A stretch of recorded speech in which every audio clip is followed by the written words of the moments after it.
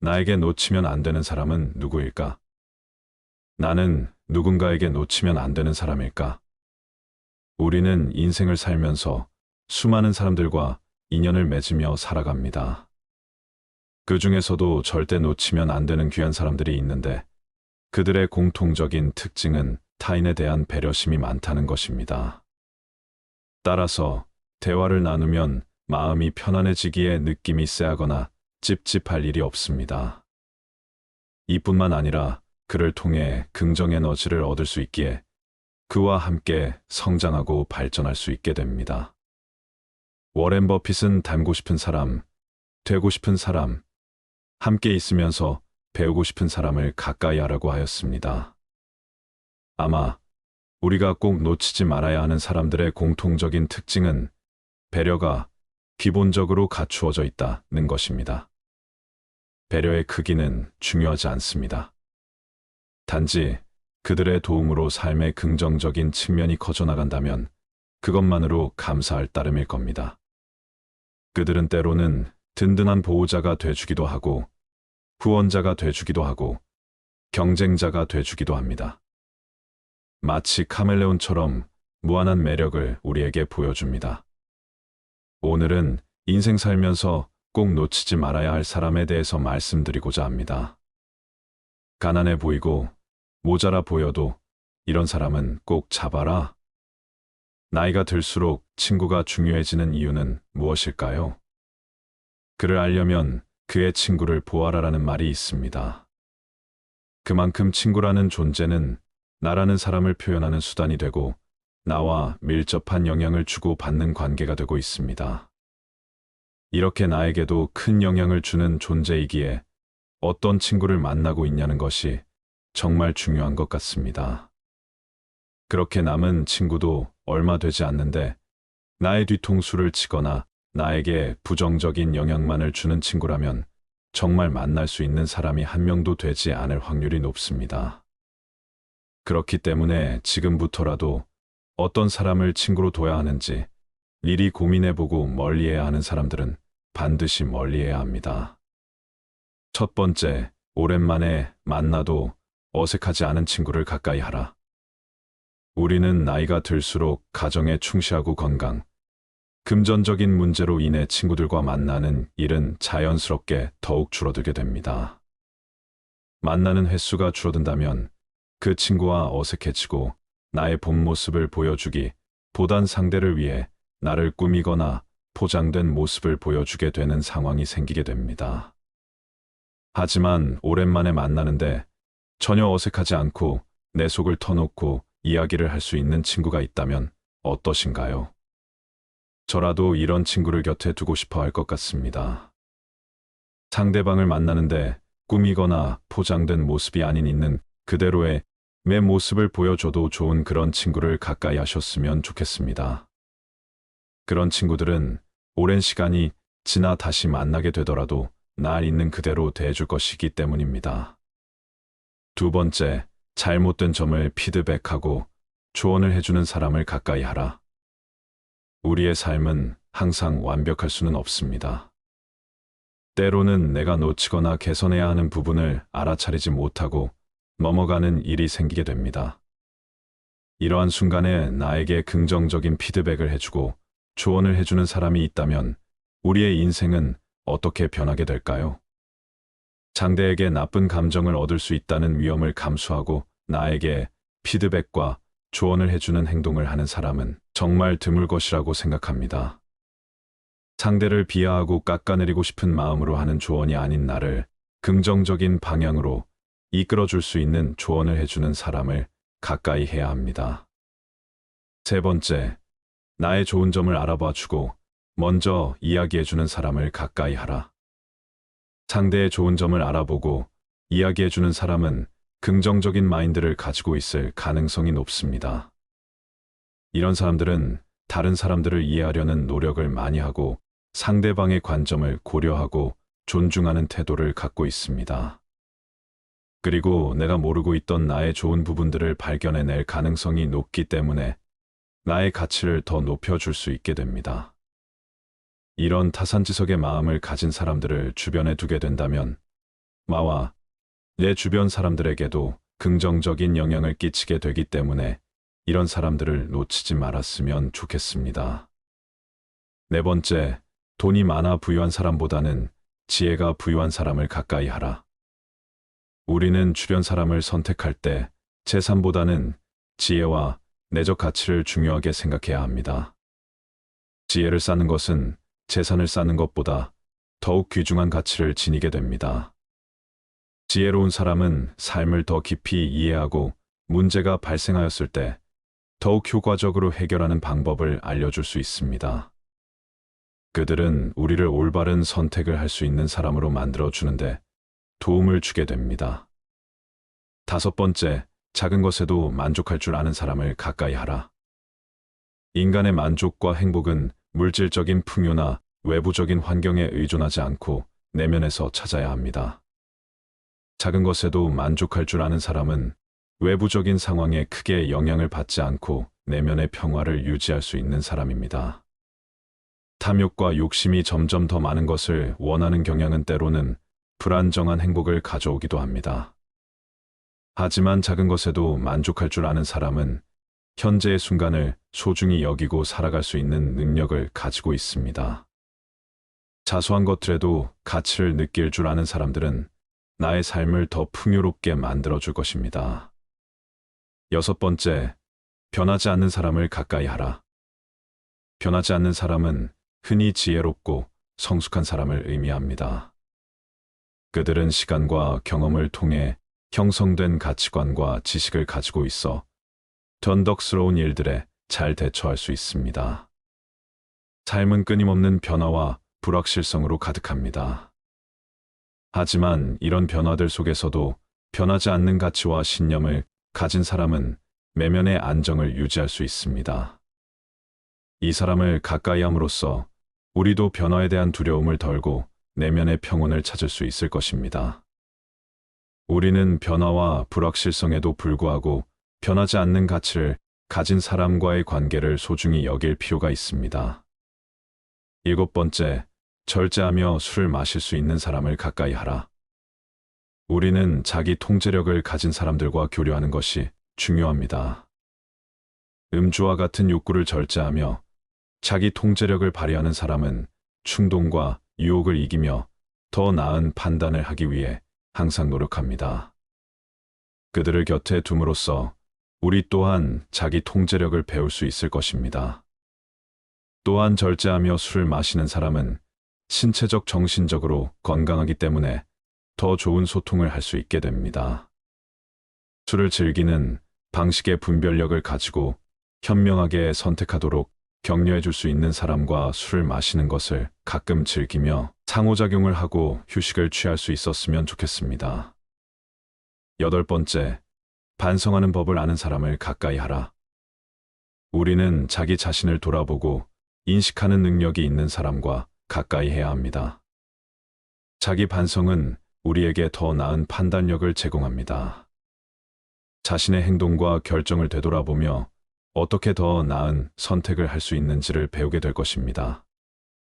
반성하는 법을 아는 사람은 자신의 행동을 평가하고 조절할 수 있는 능력을 지니고 있어 나에게 더 현명한 선택을 도우며 미래를 계획하는 것에 도움을 줄 것입니다.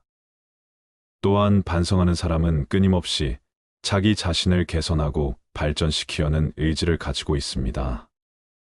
이는 우리가 더 큰 성취를 이루고 더 의미 있는 삶을 살아갈 수 있는 능력을 의미합니다. 아홉 번째, 모르는 것을 모른다고 하는 사람을 가까이 하라. 우리는 자신의 무지를 숨기려고 가짜 지식을 표출하는 사람을 조심해야 합니다. 모르는 것을 아는 척하면서 잘못된 정보나 지식을 펼치는 사람은 자신이나 다른 사람을 혼란스럽게 만듭니다. 무지를 숨기지 않고 배움을 추구하는 태도가 있는 사람은 자신의 한계를 인정하고 겸손한 자세를 갖고 있습니다. 또한 사회에서는 신뢰가 중요한 부분 중에 하나이기 때문에 무지를 숨기는 사람을 멀리 하시길 바랍니다. 우리는 진정성 있고 신뢰성 있는 지식을 추구해야 하기 때문입니다. 이 모든 특징을 갖고 있는 사람을 찾는 것은 불가능한 일입니다.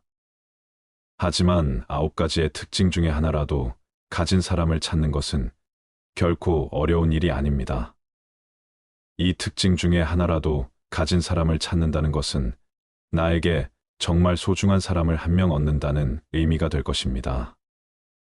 인생을 살다 보면 한 번씩 위기가 찾아오기 마련입니다. 그 시기에 우리의 주변에서 응원해주고 격려해주는 사람들이 있습니다. 우리는 그 사람들로 인해 위기를 이겨내고 새로운 기회와 변화를 찾게 됩니다. 그렇게 위기의 순간에 함께해준 사람들을 잊지 않고 감사를 표하면 그 인연은 끝까지 가게 되어 있습니다.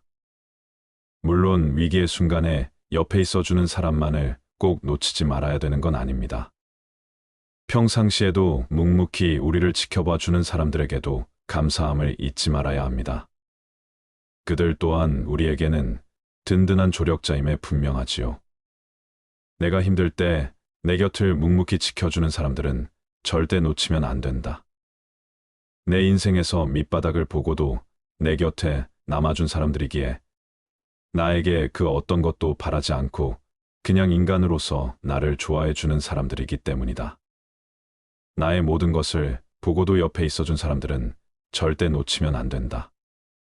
사회생활을 하다 보면 만날 때마다 뭔가 발전적인 모습이나 서로에게 도움이 되는 이슈를 다뤄야만 할 것 같이 느껴지고 같이 있을 때 말이 없어지면 불편해지는 사람들이 있다. 하지만 가끔은 그렇게 긴장하며 사람을 만나기보다는 아무 말 없이 편하게 만나고 싶을 때도 있다. 그럴 때 옆에 아무 말 없이도 편하게 있을 수 있는 그런 사람들이 필요하다. 이런 사람들을 절대 놓치지 말아야 하는 이유는 이미 서로에 대한 많은 것들을 알고 있기에 말하지 않아도 얘가 지금 힘들구나, 어느 정도 생각 정리가 필요하겠다라는 걸 눈치채고 배려해 주는 것이기 때문이다. 그리고 이 배려심과 센스를 갖춘 사람들은 분명 내 인생에서 가장 믿을 만한 사람들일 가능성이 높다. 상대방의 호의를 당연하게 생각하지 않고 더 큰 호의로 보답하려 하는 사람은 항상 매사에 감사하는 습관을 갖고 있다. 이 사람들은 절대 초심을 잃지 않으며 작은 기프티콘을 하나 받았더라도 기억하고 상대에게 어떻게든 자신도 베풀려 노력하는 사람들이다. 돈을 많이 벌고 성공한 것과는 별개의 문제다. 어떻게든 그 마음을 본인도 전해주려 하는 그런 태도가 서로의 관계를 훨씬 더 끈끈하고 돈독하게 만든다. 미안해, 많이 늦었어. 괜찮아. 덕분에 여기 카페도 발견했다. 여기 좋지. 상대방의 미안한 감정을 얼른 없애주기 위해 덕분에를 사용해 화제를 돌리는 사람들을 간혹 본다. 그럴 때는 훨씬 더 감사하고 고맙다는 생각이 든다. 말과 행동이 처음부터 타고날 수는 없다. 예쁜 말과 상황에 맞는 행동들을 보며 나도 누군가에게 저런 식으로 말하고 행동해야겠다라고 계속해서 스스로를 발전시킨 것이다.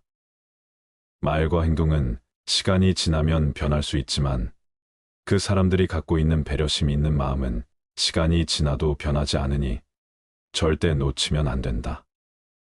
내가 힘들고 지칠 때 그럼 그렇지. 너 안 될 줄 알았어라며 초를 치기보다 할 수 있어. 조금만 더 힘내자. 내가 지켜본 너는 분명히 해낼 수 있는 사람이야. 라며 응원을 풀어넣어 주는 사람들이다.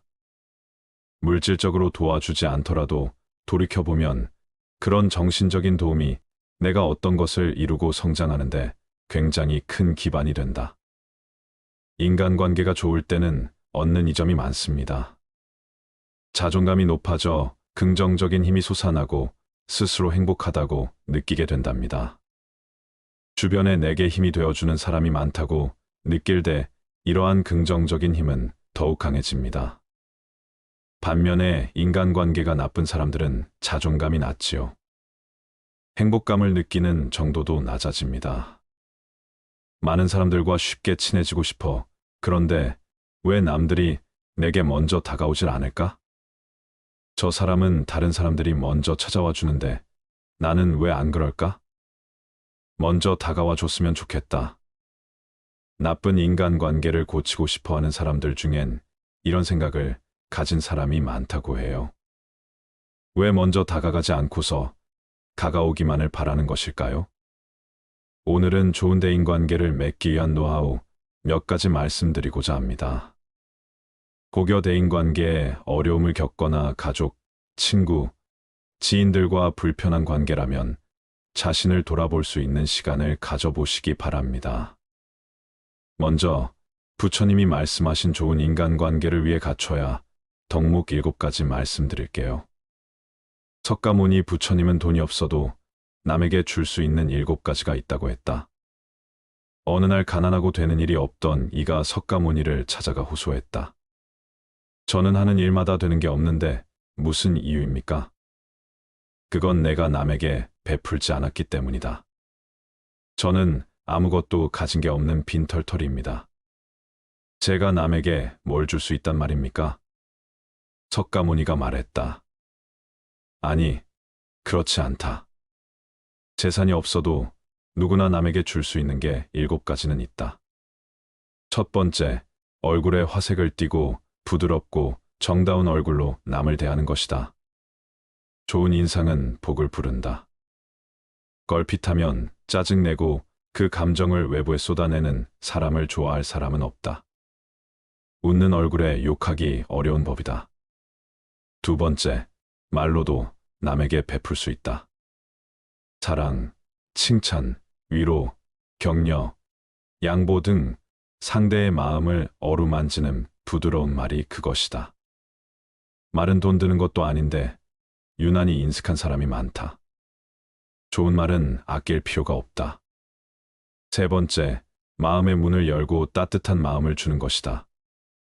진심의 가치가 무시당하기 쉬운 시대지만 그래도 사람의 마음을 움직이는 건 진정성 있는 따뜻한 마음이다. 사람들은 상대가 나를 진심으로 생각한다고 여길 때 비로소 마음의 문을 연다. 네 번째, 호의를 담은 눈으로 상대를 바라보면 무언가를 베풀 수 있다. 눈은 마음의 창이다. 사특한 마음을 품고 바라보며 그 특유의 탁한 기운이 눈빛에 서려 있다. 그런 건 말하지 않아도 상대가 눈치채기 마련이다. 항상 선의를 가지고 남을 대해야 한다. 다섯 번째, 몸으로 남을 도와주는 것을 말한다.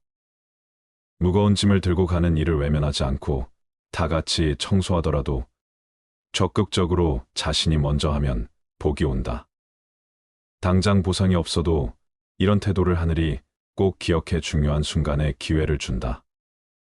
여섯 번째, 때와 장소에 맞게 자리를 내주고 양보하는 것을 말한다. 양보하는 것이 차지하는 것보다 더 빛을 발하는 순간이 있다. 그런 걸 잘 파악해 상대를 배려하면 그 덕이 반드시 더 크게 돌아온다.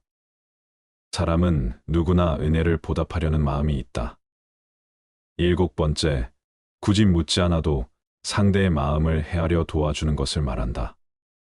곤경에 처한 이는 자신의 처지를 외부에 쉽게 말하지 않는다. 자존심 센 사람은 더 그렇다. 이렇게 외부에 어려움을 말하지 않는 이를 찾아 먼저 도움 주면 그 가치가 언젠가 큰 빛을 발한다. 위 7가지가 부처님이 말씀하신 좋은 인간관계를 위해 갖춰야 덕목이었습니다.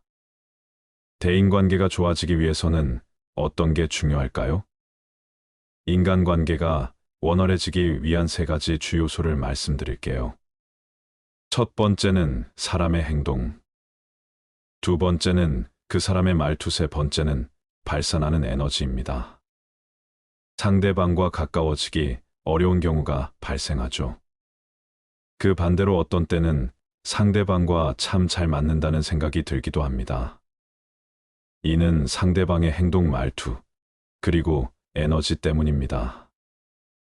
이 3가지 요소가 대인관계에서 중요한 역할을 차지합니다.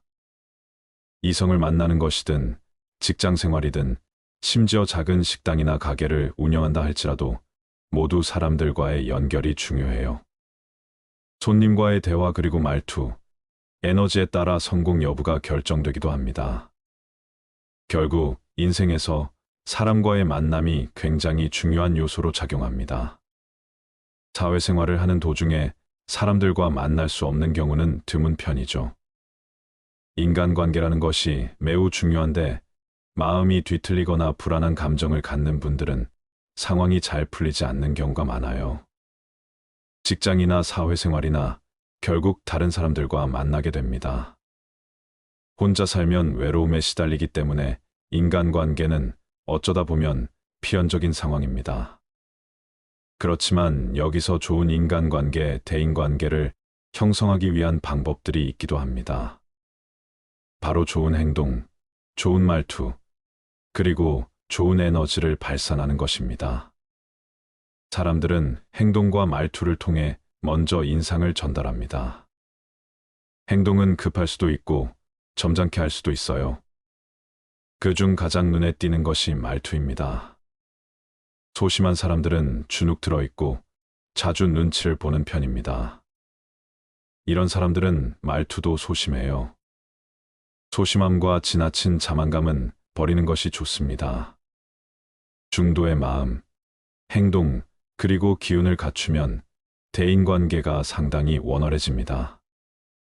대부분의 사람들이 실수하는 것은 행동과 기운보다는 주로 말투로 인해 상처를 주거나 사람들과의 관계가 힘들어지는 경우가 발생합니다. 그래서 대인관계에서 가장 조심해야 할 부분은 말투입니다. 말을 잘 표현하면 좋고 유창하게 말하는 것 같이 여러 가지 미사여구를 능숙하게 사용하면 좋겠지만 대부분 우리는 그런 말의 기술을 제대로 배운 적이 없습니다. 스피치 학원을 다닌 분들도 드물고 배웠다 해도 모든 말에 감동이나 사랑스러움이 있지는 않다는 것입니다. 왜냐하면 그 사람의 에너지와 관련이 있으니까요. 즉 말을 아주 멋지게 표현하고 사랑을 전달한다 하더라도 자기만의 고집이 있고 나눔과 봉사가 부족하며 자신의 것만 챙기려는 이기적인 사람이라면 잘 와닿지 않을 것입니다. 마치 거래하는 느낌이 드는 것처럼요. 이는 그 사람의 에너지와 연관되어 있는 것입니다. 기운이란 것은 우리가 살아온 환경과 배경에서 만들어지는 것입니다. 부모의 기운, 형제 남매 간의 기운, 살아온 환경의 기운 등이 그대로 전달됩니다. 따라서 부모의 기운과 자식의 기운이 연결되는 경우가 많습니다. 그러나 성인이 되면 부모의 기운에서 벗어나게 됩니다. 스스로 자립하게 되지만 일부 자녀들은 평생 부모의 기운을 그대로 이어받는 경우가 있습니다. 그 이유는 부모의 과거를 자꾸 회상하고 상상하는 것입니다. 그래서 부모와의 연결고리가 계속 유지되어 부모의 좋지 않은 점을 물려받게 되는 경우가 많습니다. 이 점을 조심해야 합니다. 성인이 된 20살 이후부터는 부모와 별개라는 철학으로 살아가야 합니다. 부모가 돈이 있을지라도 부모로부터 혜택을 받겠다는 생각을 하면 부모와의 연결고리는 점점 강해집니다. 부모님이 주시면 감사한 것이고 기부 등으로 복을 주신다면 그건 역시 감사하게 여기세요. 행운이 돌아오리라 믿어야 합니다. 성인이 되면 부모에게 무엇을 바라지 않아야 합니다. 부모님에 대한 기대도 자제해야 하며 부모 역시 자식에게 바라지 않아야 합니다. 그때부터는 각자 독립된 사람이 되어야 합니다. 그래야 서로 가장 기본적인 부모-자식 관계로서 성장하고 발전할 수 있습니다.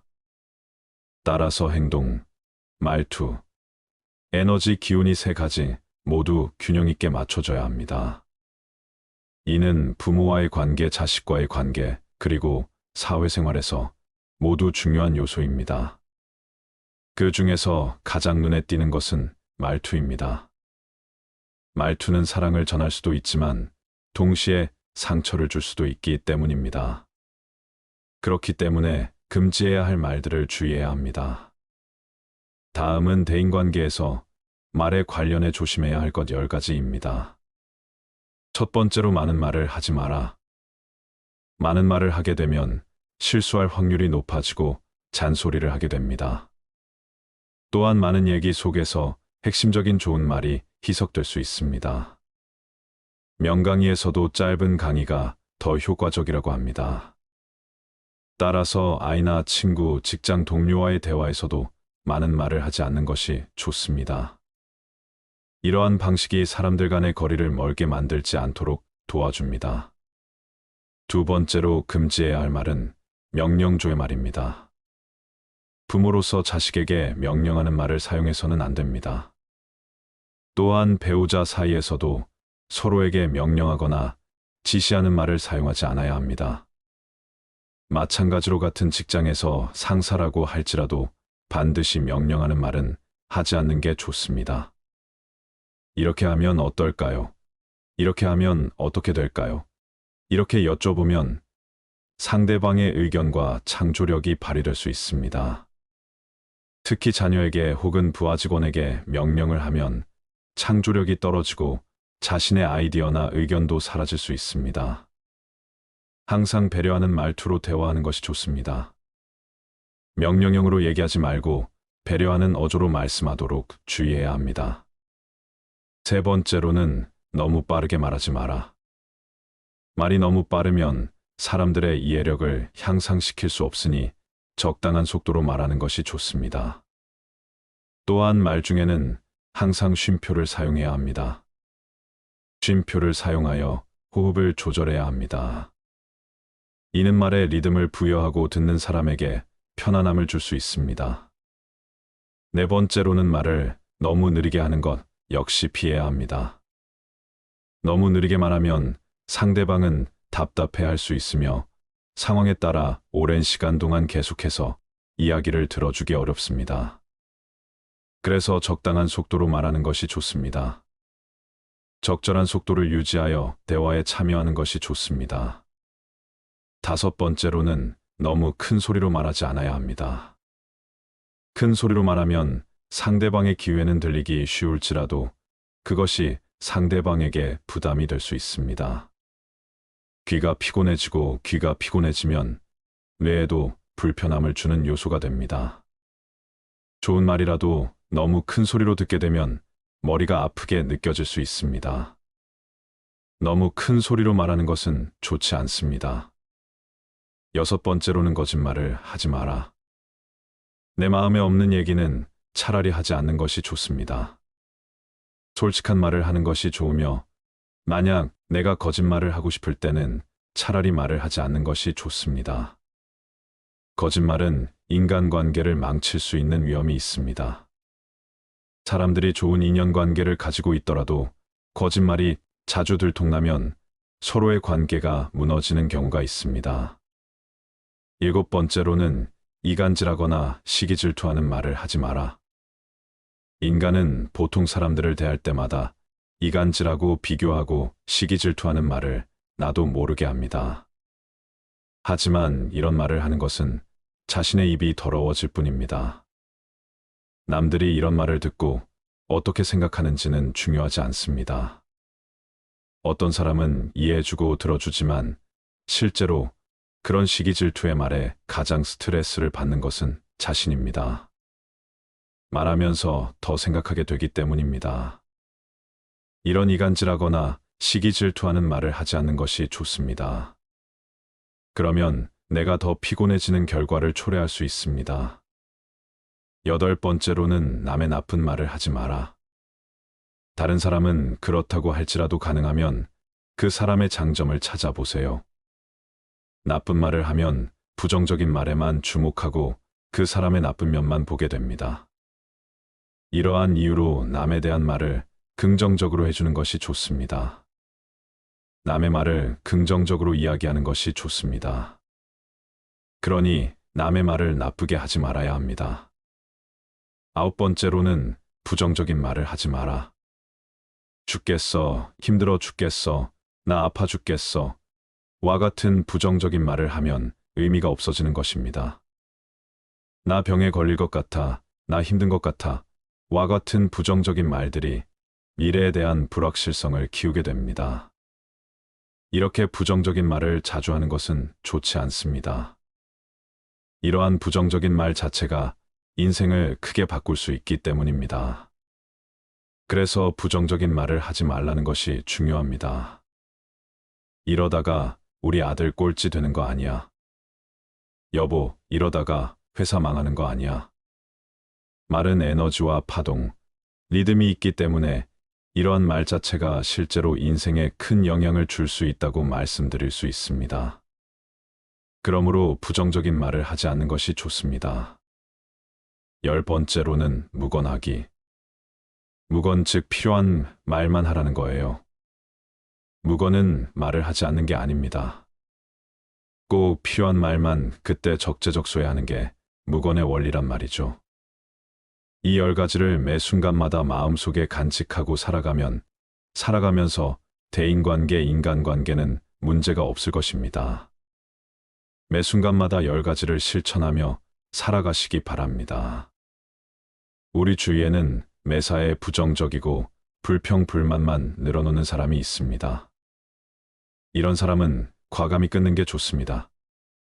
행운은 선택이 아니지만 불행은 자초하는 경우가 많답니다. 삶을 늪에 빠뜨리는 대표적인 잘못 중 하나가 부정적인 사람을 곁에 두는 것이라고 합니다.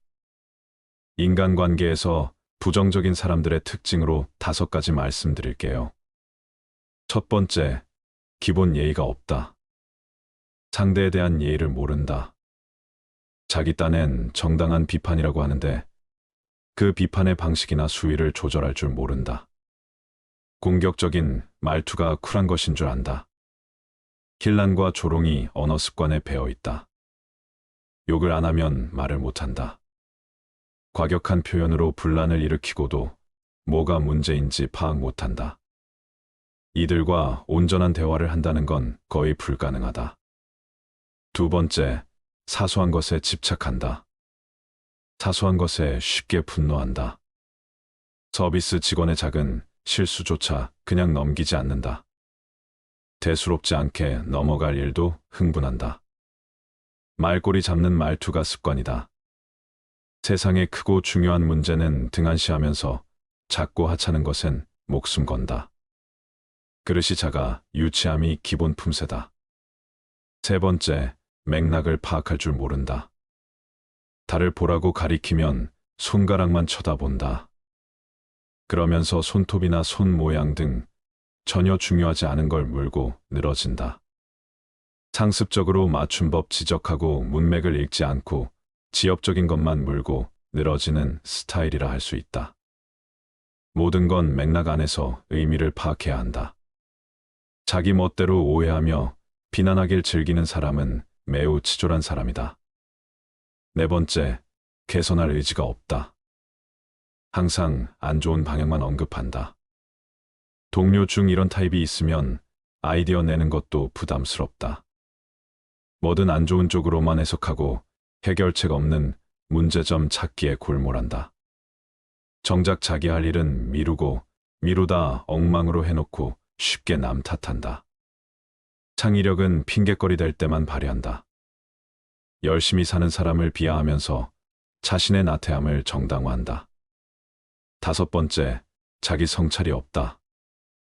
자기 반성이 없다. 그래서 본인 잘못을 모른다. 문제의 원인을 밖에서만 찾고 스스로 극복해 나갈 의지는 눈곱만큼도 없다. 이런 타입은 칭찬해도 인색하다. 자신에겐 관대하지만 타인에겐 엄격하다. 색안경을 끼고 세상을 보면 모든 게 이상해 보이기 마련이다. 사사건건 불편한 게 많다면 본인을 먼저 살펴야지 남 탓만 할 일이 아니다. 좋은 인간관계를 맺고 싶다면 멀리해야 할 위와 같은 부정적인 사람은 절대 곁에 두지 마시기 바래요. 공감은 최고의 칭찬입니다. 상대방과의 대화에서 여러분이 표현하는 사소한 공감은 상대방과의 관계 발전에 큰 역할을 할 것입니다. 내가 원하지 않는 것은 상대방 또한 원하지 않습니다. 상대방과 대화를 하거나 행동을 취할 때 내가 듣고 싶지 않은 대화 주제나 내가 하고 싶지 않은 행동은 상대방에게도 요구하지 않아야 합니다. 스스로가 가장 중요한 사람이라는 것을 간과하고 남의 눈치를 보면서 나라는 존재를 상대방에게 모두 맞춰주는 사람이 있습니다. 나를 깎아내리면서 상대방을 높여주는 인간관계라면 지금 당장은 겸손이라는 표현이 어울릴지 몰라도 돌아보았을 때 남는 것은 아무것도 없습니다. 역지사지는 다른 사람의 처지에서 생각하라는 뜻을 가진 사자성어입니다. 매우 간단한 말처럼 보일 수 있지만 인간관계에 있어서 가장 실천하기 어려운 부분인 것 같습니다. 하지만 상대방과 대화를 할 때 역지사지에 대해서 한 번만 더 생각해 본다면 인간관계에 있어서 아주 큰 발전을 이룰 수 있을 것입니다. 남을 내려야 본인이 올라간다고 생각하며 남을 깎아내리는 사람들이 있습니다. 이런 사람들과 어울릴 경우 나 자신이 한없이 작아짐을 느끼기 마련입니다. 어느 누구도 나를 열등하게 만들 권리가 없다는 것을 명심하시기 바랍니다. 내가 원하지 않는 것은 상대방 또한 원하지 않습니다. 상대방과 대화를 하거나 행동을 취할 때 내가 듣고 싶지 않은 대화 주제나 내가 하고 싶지 않은 행동은 상대방에게도 요구하지 않기 바랍니다. 당연한 말이지만 나에게 악영향을 끼치는 주변 사람들을 멀리하고 나를 발전시키고 나에게 이로운 영향을 주는 주변 사람을 가까이 하시기 바랍니다. 악영향을 끼치는 주변 사람은 지금 당장은 달콤한 유혹처럼 함께하면 즐거운 점이 많을 수 있지만 멀리 보았을 때 후회밖에 남지 않을 겁니다. 충고는 내가 모르는 나의 단점을 객관적으로 바라볼 수 있고 스스로를 발전시키는 최고의 방법입니다. 스스로가 잘못한 부분을 모르고 있을 때 옆에서 나를 위한 진심 어린 조언을 해주는 친구, 직장 동료라면 긴 인생이라는 길을 함께 걸어갈 수 있는 친구를 얻은 것과 다름없습니다. 말을 더듬는 한 아이가 있었습니다. 그래서 그 아이는 자신감이 많이 떨어져 있었습니다. 그의 어머니는 아이에게 말했습니다. 그건 내 머리가 정말 좋기 때문이란다. 너의 혀가 너의 똑똑한 머리를 쫓아갈 수 없어서 말을 더듬는 거란다. 라고 일러주며 용기를 북돋아 주었습니다. 그 아이는 커서 세계적인 기업의 CEO인 잭 웰치가 되었습니다. 어머니의 칭찬이 없었다면 세계적인 인물이 될 수 없었을 것입니다. 칭찬은 한 사람을 바꾸는 큰 힘을 가진 단어입니다. 내가 성공하고자 한다면 나와 함께 험난할 길을 싸워줄 친구가 있어야 하는데 쉬우면서도 어려운 칭찬 한마디에 평생을 함께 걸어가 줄 친구가 생기는 것입니다.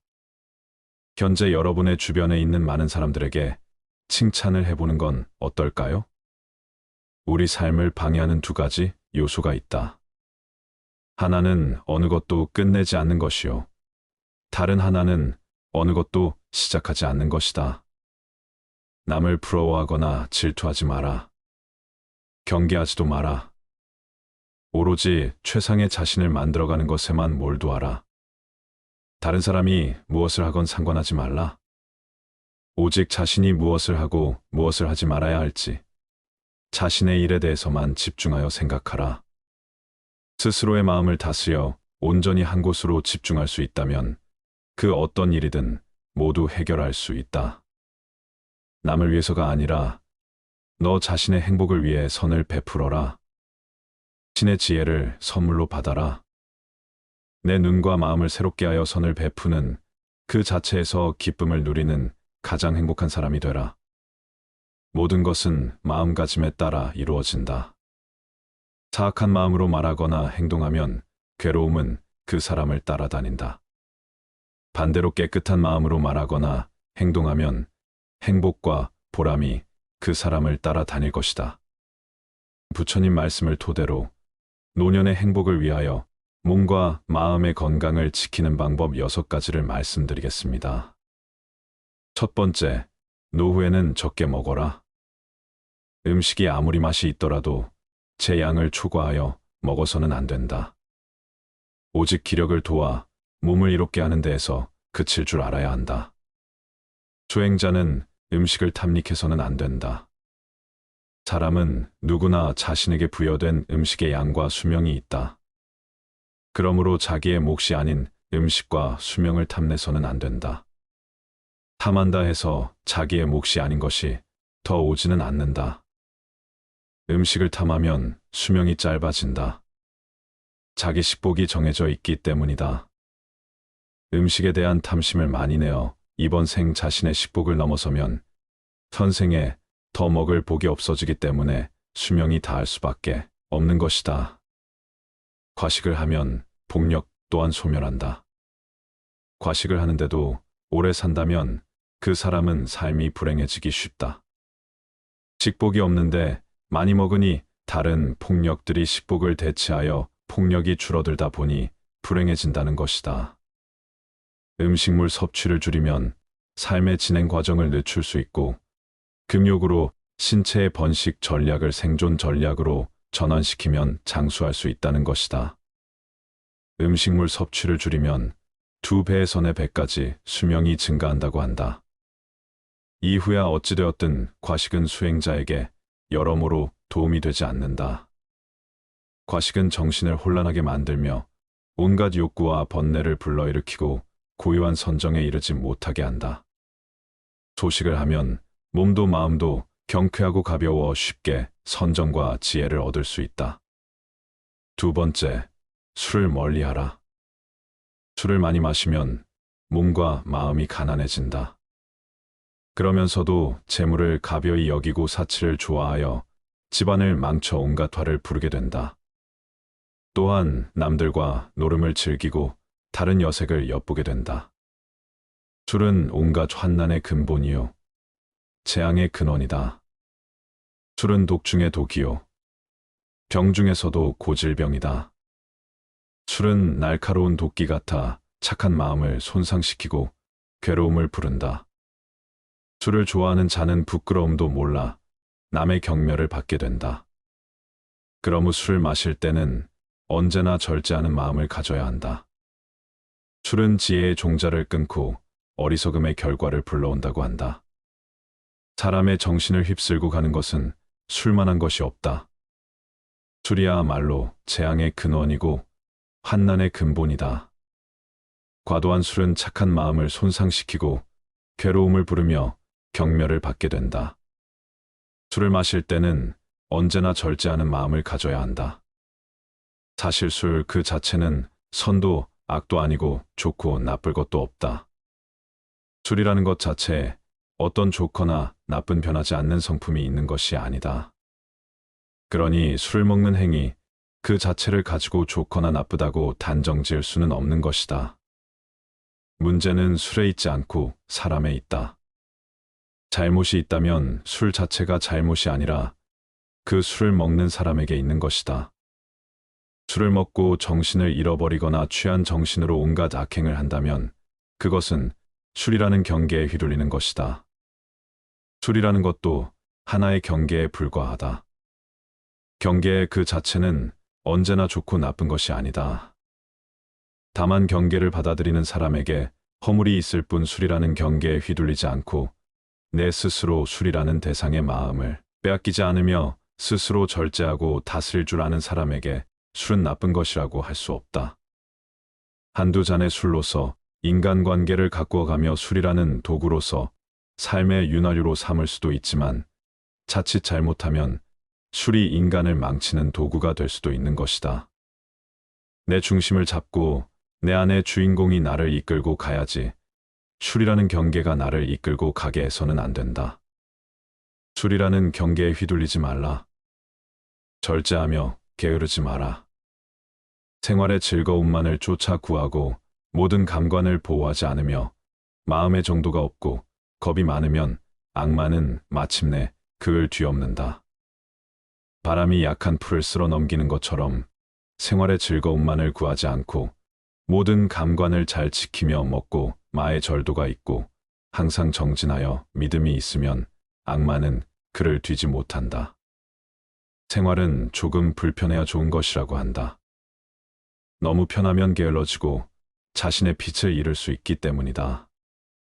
눈, 귀, 코, 혀, 몸을 가만히 내버려 두고 보호하지 않으면 이내 그 육신의 감각은 좋은 것만을 가리게 되고 욕망에 뒤덮인다. 그러면 나아가 먹고 마시는 일에 절제가 없어지고 몸은 게을러져 어떤 일도 스스로 해 나갈 수 없게 되며 나약해지고 겁이 많아지게 마련이다. 그랬을 때 그 나약한 마음의 틈을 타고 악한 생각이 들어오고 온갖 마장이 들끓게 된다. 모름지기 사람은 생활의 즐거움만을 구하지 않아 불편한 가운데 스스로 이겨낼 수 있는 힘과 지혜를 길러야 한다.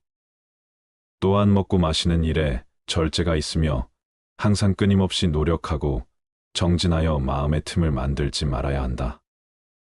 악마는 그런 수행자를 뒤덮지 못한다. 세 번째, 마치 바람 앞에 우뚝 선 큰 산처럼 죽을 때 가지고 갈 수 있는 것을 위해 살아라. 아무리 건강한 몸이라도 질병에 시달리게 마련이며 젊음도 늙음으로 돌아가고 어떠한 목숨이라도 죽음 앞에 무너지게 마련이니 영원한 것은 자비로운 마음으로 정법을 닦는 것이다. 그러면 임종에 이르러 후회하지 않게 될 것이고 임종에 이르러 후회하지 않으면 집착이 없어 좋은 곳에 날 것이다.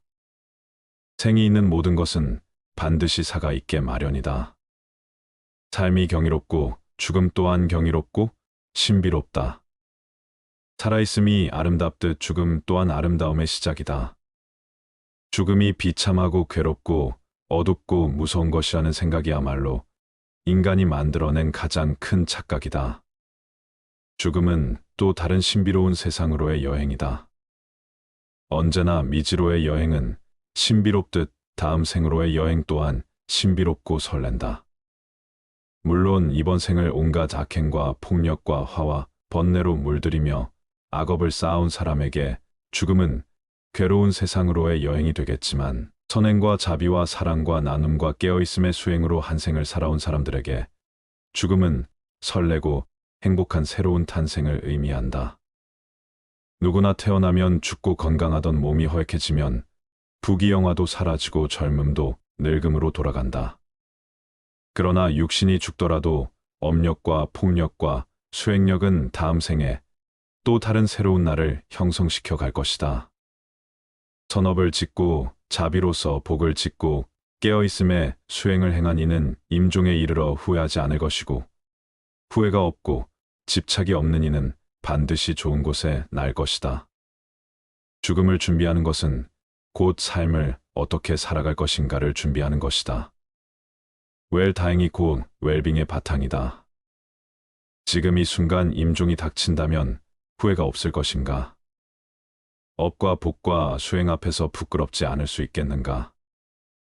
죽고 나서 가지고 갈 수 없는 것들의 목숨을 거는 어리석은 삶을 그만두라. 죽고 나서 가지고 갈 수 있는 것들이야말로 참되다. 죽음에 이르렀을 때에도 생사의 분별에 집착하지 않으면 평생을 쌓아온 업장이라 소멸할 수 있다. 일생을 수행했을 임종에 이르러 생사에 집착하면 그 수행은 물거품이 되고 오히려 마귀의 포로가 되고 만다. 지금이라도 본래 마음을 깨달으면 다시 번뇌에 물들지 않는다. 하루 중에도 잠자리에 들기 직전이 중요하다. 시끄러운 TV, 소음에 시달리다 잠에 들면 잠든 내내 소음이 꿈속까지 뒤따라와서 정신을 뒤흔들어 놓지만 잠들기 직전 고요함 속에서 잠에 들면 밤새 고요함이 지켜진다. 가만히 잠들기 직전 무슨 생각을 하다 잠이 들었는지, 그리고 그 생각들과 꿈에는 어떤 연관이 있었는지를 떠올려 보라. 잠들기 직전의 생각이 온통 꿈속까지 휘젓고 다니며 단점을 방해하고 있음을 알아차리는 데는 그리 많은 노력이 필요하지 않다. 하루 중에 이처럼 잠드는 순간이 중요하듯 일평생 가운데는 죽는 순간이 중요하다. 아무리 일평생 수행을 잘했다 하더라도 죽는 순간 생에 집착하여 미련을 못 버린다면 그간의 모든 수행은 물거품이 되고 오히려 마귀의 포로가 되어 헤매고 말지만 죽음에 이르러 생에 집착하지 않고 냉철한 깨어있음으로 죽음의 순간을 지켜본다면 일평생의 수행을 뛰어넘는 결과를 얻을 수도 있다. 죽는 순간 생사에 집착해 자유롭기 위해 사는 순간에도 끊임없이 생사의 집착을 놓아버리는 공부를 하는 것이다. 하루하루의 삶이 깨어있으며 집착을 버리고 욕망을 거스르며 온갖 번뇌를 놓아가는 쪽으로 비움과 수행의 삶을 사는 사람에게 죽음은 삶의 연장이다. 삶의 순간순간을 어떤 방식으로 살았느냐에 따라 죽는 순간을 어떻게 대처하느냐가 결정되어지기 때문이다. 올바른 웰빙이란 웰다잉과 다르지 않다. 웰다잉을 위해 죽는 순간에 공부를 위해 사는 순간, 생사에 집착 없이 올바로 죽는 연습을 하는 것이다. 생사를 비롯한 양극단의 모든 분별을 죽이는 것이야말로 참말로 잘 죽는 웰다잉이다. 네 번째, 더 이상 애쓰면서 살지 마라. 부모에게 받은 이 몸은 마치 시방의 허공을 입으로 불면 미진의 티끌이 있는 듯 없는 듯함 같으며 맑은 큰 바다에 거품이 흘러가면서 생겼다가 사라졌다함과 같다. 겉모습과 몸매와 외모가 중요한 세상, 이런 세상이야말로 이 세상이 얼마나 정신적인 타락의 길을 걷고 있는지를 증명해 주고 있다. 바깥에 보이는 것에 휘둘린다면 내면에 중요한 것은 뒷줄 신세를 면치 못한다. 몸의 실체는 어떠한가? 그것은 꿈과 같고 환술 같고 거품과 같고 그림자와 같고 티끌과 같다. 이런 몸을 무얼 그리 사랑하고 애착하는가? 그래서 옛 스승들은 이 몸을 똥주머니라는 똥만 잔뜩 넣어가지고 다니는 똥주머니라고 했다. 똥주머니를 위해 무얼 그리 치장하고 내세우며 어여삐 여기는가? 몸 안에 온갖 내장이 기관들 똥오줌을 다 끄집어내 보면 얼마나 더럽고 흉측한 것인가? 그걸 다만 이 하얀 살결에 포장한 것에 지나지 않을 뿐이다. 살결에 포장한 것을 조금 잘했다고 예쁘다 하고 못했다고 못났다고 차별할 일이 무엇인가? 모두가 한낮 뜬 구름과 같고 바다에 뜬 거품과 같으며 꿈과 같고 그림자와 같은 것일 뿐이다. 다만 마음이 중요한 것이다. 몸을 중요시 여기는 그 마음이 우리 몸을 더욱 더럽히고 욕되게 만든다. 몸에 얽매이고 집착할수록 정신은 공허하게 총기를 잃고 만다. 그러니 몸 형상 모습 생김새를 탓하지 말고 또 얽매이지도 말자. 몸을 이제 그만 놔둬라. 다섯 번째, 부모님을 잘 섬기고 부모님께 효도하라. 부모님 공경이 곧 부처님 공경이다. 부모님은 나를 낳아서 나로 하여금 도를 배우게 하심으로 모든 남자는 나의 아버지이며 모든 여인은 나의 어머니로 알아라. 이제 깨달음을 얻는 것은 다 부모님의 은혜이니 사람이 도를 배우고자 하면 먼저 효도로 정진하지 않으면 안 된다. 부모님의 은혜는 부처님의 은혜와 동등하고 부모님을 섬기는 데서 오는 과보는 불보살님을 섬기는 데서 오는 과보와 동등하다. 부모님께 효도를 베푼다면 이 세상의 모든 선행에 으뜸이 된다. 부모님이야말로 지금의 나를 개 한 뿌리이며 근원적인 인연이기에 부모님이나 부부 자식처럼 나와 가까운 인연은 곧 내 안에 업이 투영된 관계라고 볼 수 있다. 그들 속에서 나를 볼 수 있어야 한다. 그들과 나와의 관계는 곧 내 안의 업을 녹이는 공부이고 나 자신을 성장시켜가는 마음, 공부의 생생한 현장이다. 업장 소멸에 열린 장이 바로 가족이며 부모다. 그렇기에 부모에 대한 효도야말로 우주적인 순리를 따르는 수행이 자비의 시작이다. 부모님과의 관계가 바르지 못하다면 그 첫 단추가 사회생활의 모든 단추를 흐트러지게 만든다. 가족과의 관계, 그 기초 위에서 모든 타인들과의 인연이 성숙되어 가는 것이다. 특히 효도는 모든 자비와 지혜의 첫 단추와 같다.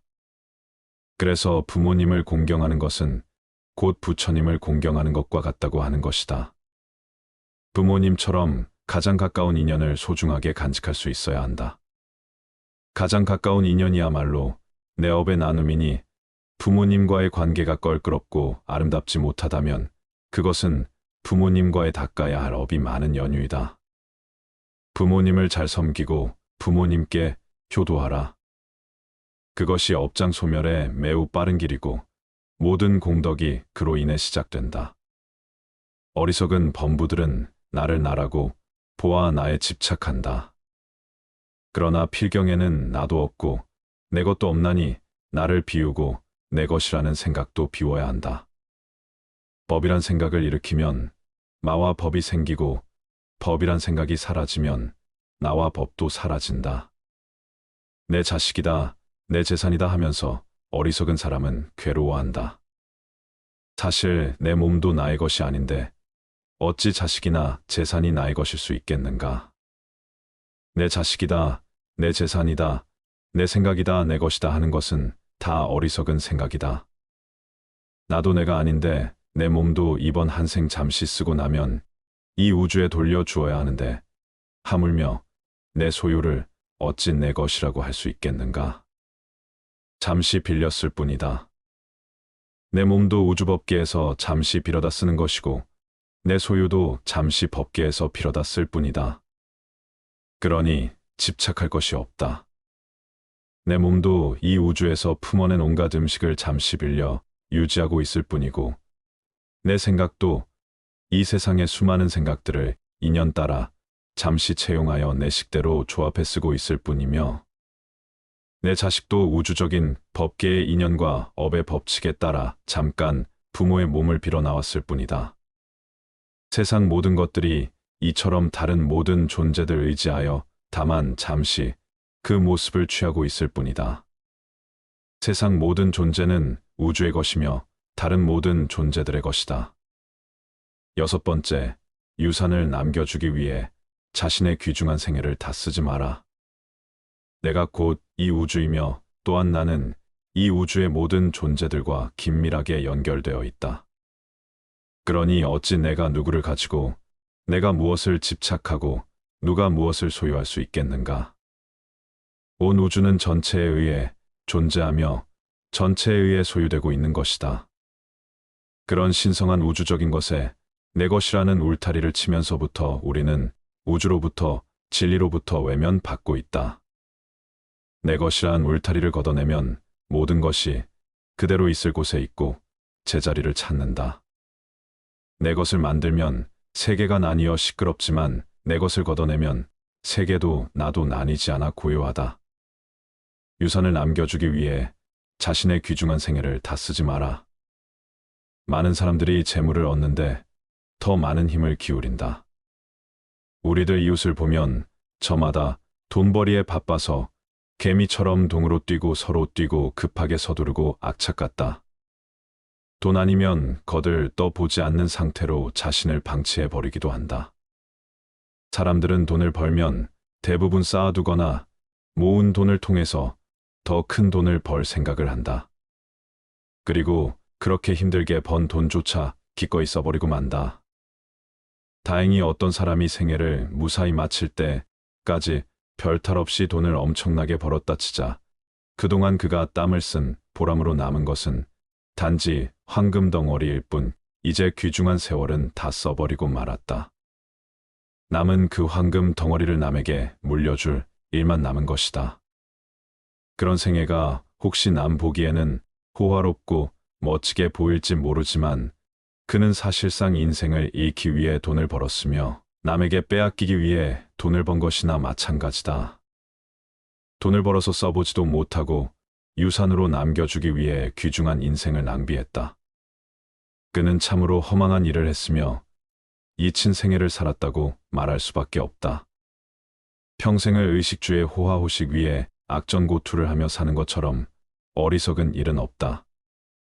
더구나 대체로 대한 유산을 물려받은 사람들은 순식간에 재산을 탕진하는 일들을 주위에서 흔히 보아왔다. 그렇다면 그는 자신의 인생도 돈을 위해 망치고 유산을 물려준 자녀까지 망치는 일을 자행해온 셈이 된다. 명예는 보배롭고 명성은 탐나는 것이지만 그것은 소수의 비범한 자에게만 허용되는 왕관이다. 그리고 그것은 돈으로도 살 수 없는 값진 것이다. 그러나 사람들은 명예의 월계관보다 재물을 더 선택하고 있다. 과연 돈이 많으면 남들이 떠받들 것이다라는 말이 사실이며 그것이 과연 행복을 가져다 줄 것인지는 의문이다. 모두가 그토록 바라던 순간은 바로 지금이다. 비록 100년을 살지라도 마음이 어리석다면 고요한 마음으로 하루를 사는 것만 못하다. 비록 100년을 산다고 하더라도 마음이 어리석고 탐욕스럽고 성냄을 일으킨다면 차라리 고요하게 그 마음을 비추며 한순간을 보내는 것보다 못하다. 살면서 탐내고 어리석음을 지으면 그것이 다 번뇌가 되고 업이 되어 윤회의 수레바퀴만 더욱 길어지게 만들 뿐이지만 고요하게 그 마음 비추며 한순간을 보낸다면 억겁의 윤회를 쉬게 할 것이기 때문이다. 한순간을 살더라도 고요한 마음으로 마음을 비추며 영상 속에서 산다면 어리석은 마음으로 100년, 1000년을 사는 것에 비할 수 없는 공덕이 생긴다. 어리석은 세월은 날이 갈수록 업장만 늘리게 되지만 고요한 한순간의 명상은 업을 소멸하고 지혜를 움트게 한다. 시간이란 환상일 뿐이다. 아무리 오랜 시간일지라도 단 한순간의 평화와 맞바꿀 수 없다. 지금은 바쁘고 정신이 없으니 나중에 기도하겠다는 사람, 지금은 삶이 버거우니 노후가 되어 조용할 때 수행하겠다는 사람, 지금은 돈이 많지 않으니 훗날 돈을 많이 벌게 되면 그때 가서 보시하겠다는 사람, 그들은 100년, 1000년보다도 더 소중한 지금 이 순간이라는 인생의 클라이막스를 놓치고 있는 것이다. 지금 행하지 않으면 더 이상 시간은 없다. 지금까지 우리는 100년, 1000년을 뒤로 미루며 지금까지 오지 않았는가? 그렇게 찾아오던 최상의 때는 바로 지금이며 최고의 장소는 바로 여기이다.